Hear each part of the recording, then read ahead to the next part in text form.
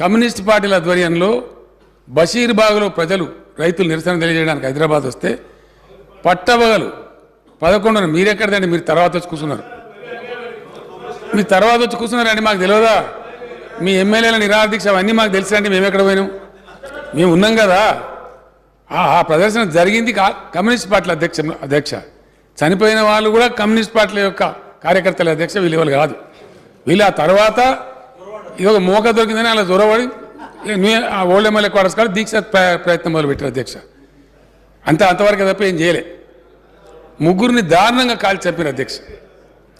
నేను అబద్ధాలు చెప్తలేనండి, చరిత్ర. It's a fact on record sir. ఉన్నానండి. మీరు తర్వాత దీక్ష వేసి టెంట్లో ఉన్నారు, అందరికి తెలుసు ఆ విషయం.